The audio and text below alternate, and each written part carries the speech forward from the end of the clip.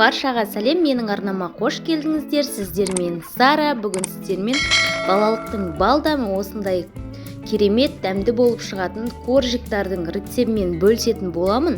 Арнама жазылып, қоңыраушаны қосып, лайк және комментария бөліміне пікірлеріңізді жазып, қолдау көрсетіп отырыңыздар. Өте жұп-жұмсақ, бір жасағаннан шығатын, бастысы құрамына жұмыртқа да тіпті сармай да қосылмайды. Ал ендеше бірге дайындайық.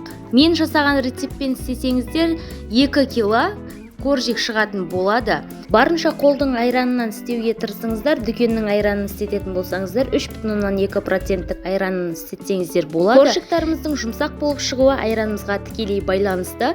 Осылай іртіктерін кетіріп болған соң ас содасын салып, осындай көпіршікті реакцияға түскенінше араластырып аламыз. Міне көрсетіп тұрмын, видеода осылай болуы тиіс. Сонда сіздің ас содаңыз мерзімі өтпеген жақсы жұмыс жасайтын болады. Содан соң сұйық майымызды және де қантымызды салып, жақсылап араластырамыз. Қанттың барынша майда түрін таңдасаңыздар өте жақсы болады, еруі тез болады. Біз қантымыз тіптен жоқ болып кеткенше араластыруымыз қажет болады. Асықпастан 10 минут шамасында араластыратын боламыз. Біздің қантымыз жоқ болып кету керек. Біздің қазір айран, сұйық май, қантымыз және де ас содасымыз 4-еуін ғана араластырып жатырмыз. 4-еуіміз осындай бір келкі масса болып, міне видеода көрсетіп тұрмын. Қолдарыңызбен осылай ұстаған кезде біздің қантымыз қолымызға білінбей еріп жоқ болып кетуі керек болады. Ал содан соң ғана електен өткізілген ұнымыздың үстіне бір шай қасық толмаған, яғни 5 грамм разлихтель саламыз да қопсытқышымызды салып, осылай әбден мұжғылап қамыр илейтін боламыз. Міндетті түрде қамыр ұнымыздың жартысын салып алыңыздар алдымен.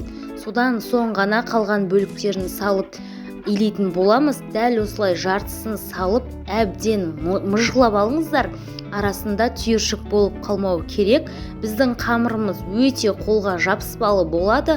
Оған қарамастан көрсетілген мөлшердегі ұннан артық ұн салмасаңыздар.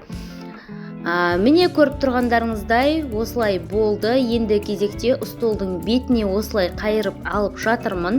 Біздің қамырымызды тындыру немесе ұзақ үйлеу маңызды емес, басы біріксе ғана жеткілікті.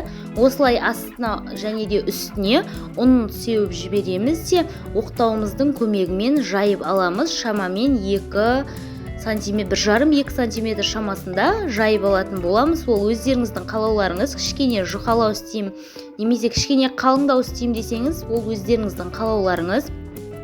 Мен осындай формаға бакалачканы қолдандым. Сіздерге көрсету үшін кез келген пішінде жасасаңыздар болады. Тіптен бакалашканы бұлай кеспестен ғана дөңгелекше етіп жасасаңыздар да болады. Бауырсақтықынмен немесе басқалай да жасай беріңіздер, ол өздеріңіздің қалауларыңыз. Мен дәл осылай бакалачканың астын кесіп алып, ұнға бір малып алдым да, дәл осылай формаларын шығарып алдым. Ұнға малынып алғаннан кейін біздің қамырымыз өте оңай алынатын болады. Қанша дегенімізбен біздің қамырымыздың ішінде қантымыз болғандықтан қамырымыз өте жабыспалы болып келеді. Сондықтан өздеріңізге формасын осылай дұрыстап шығарып алып, мен сіздерге қалыңдығын көрсетіп тұрмын. Шамамен менде барлығы осындай қалыңдықта болды. Қалыңдығы өзіңізге байланысты, маңыздысы барлығы бір келкі болып шығуы керек болады. Ал міне бізде артылған қамырларымызды ұн араластырмастан біріктіріп аламыз да тындыруға 5 минут қойып, кейінгі кезекте жайып салып алатын боламыз. Пергамент қағазының үстіне міндетті түрде осылай ұн себіңіздер. Біз дүкеннен сатып алған кезде коржиктарымыздың асты кішкене ұн болып тұрады, байқасаңыздар. Ол ұн міне осыдан пайда болады. Қанша жерден пергамент қағаз салғанымызбен біздің қамырымыз өте жұмсақ, нәзік болғандықтан пісу барысында асты жабысатын болады. Сондықтан кішкене осылай астына ұн салып жіберіп, 180 градуста қызып тұрған пеште пісіріп аламыз. Бетіне жұмыртқаның сарысын жағу міндетті емес. Дәл осылай мен айранның өзін жағып шықтым. беті әдемі жылтыр болып піседі, одан уайымдамаңыздар.